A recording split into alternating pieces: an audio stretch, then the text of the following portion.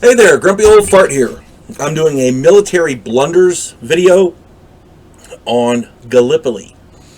There was a really great movie that came out years ago. Mel Gibson was in it, and there was somebody else. I can't remember his name. But they did the movie called Gallipoli. Go watch that, it's really good. I'm going to break it down here. In World War I, the Russians were suffering a heck of a beating. They were getting the snot kicked out of them. And they were desperately requesting that their allies, the British and the colonial forces, give them some sort of relief. And they specifically requested a new front be opened up in the Mediterranean against Turkey, Germany's ally. For those of you who don't know, fighting a war is bad. It's difficult to win a war without significant technological edge and blah, blah, blah, blah. Well, back in World War I, nobody had a technological edge. Technology was in its infancy. So everybody was on the same footing. It came down to numbers. Who had the most people? Consequently, the more allies you had, the better off you were. Well, Russia was surrounded. They were fighting Germany on the Eastern Front, and when Turkey joined the war, they were fighting on multiple fronts. Fighting a war on two fronts is ridiculous. Okay? The idea behind the second front in the Mediterranean was to give the Turkish military something else to think about, so that they're not steady pounding Russia. You know what I mean?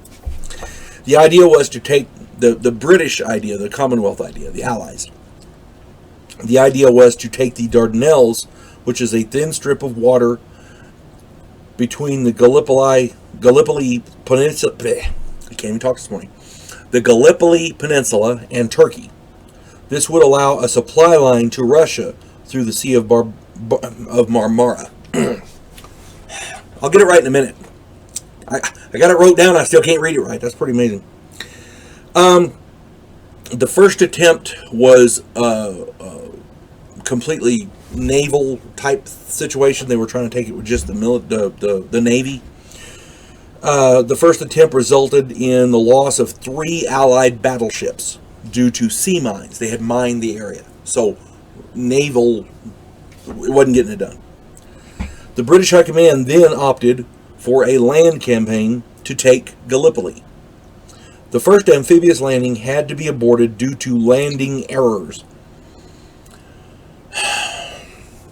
This was the first blunder, and in my opinion, it started a domino effect. Once this happened, everything beyond it cascaded into failure, and I'll get to that in the end of this. This incompetence allowed the Turkish defenders time to reinforce. You give somebody time and let them know you're coming, yeah, they're gonna clean your clock. It's just the way it is.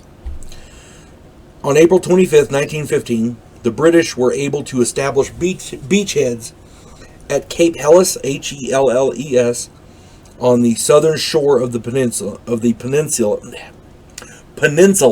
I'll get it right in a minute. I'm still trying to make my words. Use your words, Lynn. While the Australian and New Zealand troops occupied Anzac Cove 10 miles up the eastern coast. So you've got this peninsula. The British troops established a beachhead on the south, and 10 miles up on the eastern side, the Australian and New Zealand troops got a beachhead too. So you had 2 beachheads, right? Despite the beachheads, the Allies failed to exploit their grip on the peninsula. This left the British and Commonwealth troops trapped under Turkish guns, artillery, and German Maxim machine guns.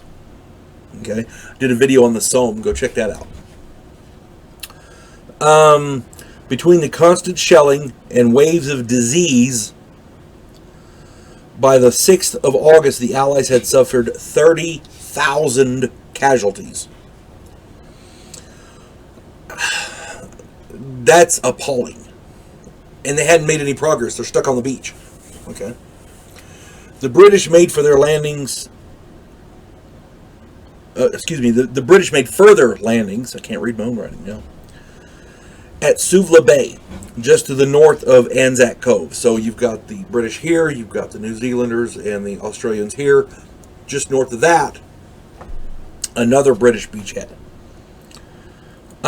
Poor command and a lack of initiative left those troops in the same predicament as the first two landings. So they're just targets.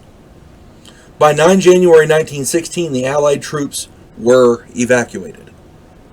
The debacle cost the Allies 46,000 dead and more than 150,000 wounded. 196,000 casualties. Because they couldn't figure out how to get off the beach.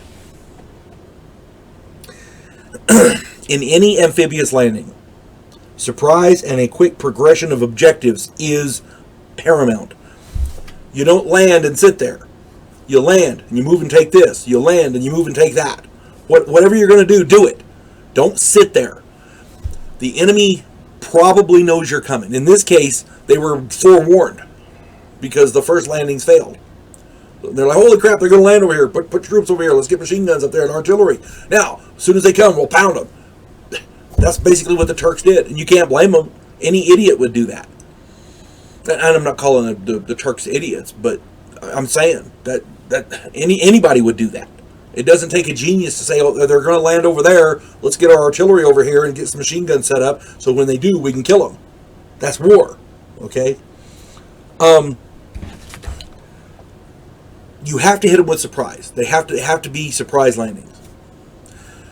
On other amphibious landings, for example, in World War II, the D-Day invasions, the Germans sort of knew they were coming, but the surprise of hitting them and then trying to get off the beach quickly, that was the key. We lost a lot of guys on D-Day, but it could have been a lot worse. If they'd have just sat there, they would have all been wiped out. Because the Germans had significant defenses already lined up, machine guns, artillery. They had tanks in reserve. They were ready. They knew an invasion was coming. They just didn't know where or when. So they had it set up, and luckily in the areas we hit, the French resistance was able to destroy a lot of their logistical stuff, their infrastructure, the trains, the communications, that kind of thing, and we were able to advance further than just the beach quickly. And that's the idea. Get off the beach quick. Go find some place to hide. Take one of their places and be able to maneuver and get inland. Simply dropping your guys off on the beach under the enemy guns with no plan to move forward inland off the beach just creates a shooting gallery with your troops as the targets.